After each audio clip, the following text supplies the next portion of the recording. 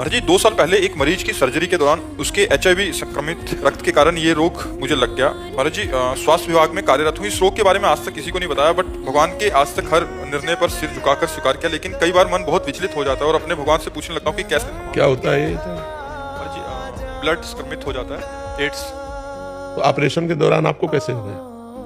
अगर रक्त से मिल गया महाराज जी। तो आपका रक्त, कोई आप अपना रक्त काट रहे थे क्या? ऑपरेशन थिएटर में आप ऐसी पोजीशन में होते हैं कि मरीज का कोई भी परमाणु आपको स्पर्श न करे, तो क्या सावधानी होगी आपसे?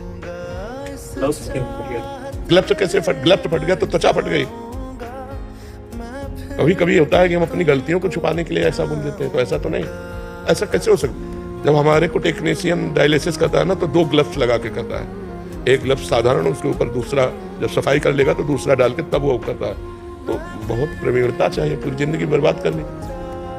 इसके और भी कारण हो सकते हैं, मतलब आपको फाइनल है कि आपका ऑपरेशन नहीं हुआ, क्योंकि इससे क्या होगा, ये बात बहुत से डॉक्टर, बहुत से इस मरीजों के दवाइयाँ करते हैं या ऑपरेशन करना पड़े, तो फिर आपकी बात से हम सबको भय हो जाएगा ना।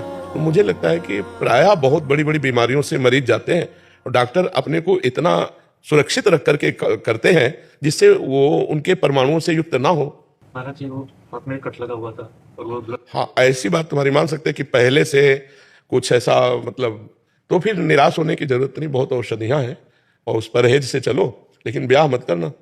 हाँ, ब्याह मत करना, किसी लड़की के जीवन को बर्बाद मत करना। डॉक्टर पदवी प्राप्त करोगे तो ब्याह के लिए तो सब तैयार हो जाएंगे।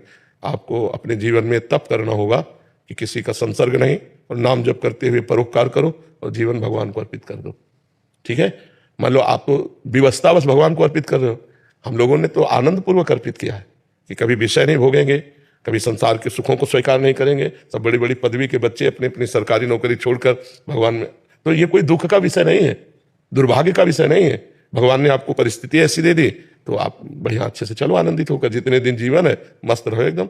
औषधि और परहेज दोनों को संभालते रहना, और किसी के संसर्ग में अपना रोग किसी को दान ना हो जाए, ये ध्यान रखना।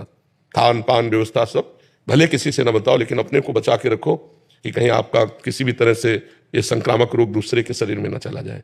ठीक है? और नाम जप करते रहिए, और बहुत अच्छा जीवन है। जरूरी थोड़ी कि संसार का जीवन हो। कितने सैकड़ों बच्चे बच्चियां हैं जो भगवान के मार्ग में चल रहे हैं स्वयं से त्याग करके। तो आप इन्हीं कपड़ों में संत हो जाओगे। डॉक्टर ही रहो, दूसरे की सेवा करो और अपने मन को संयमित रखो। ठीक है?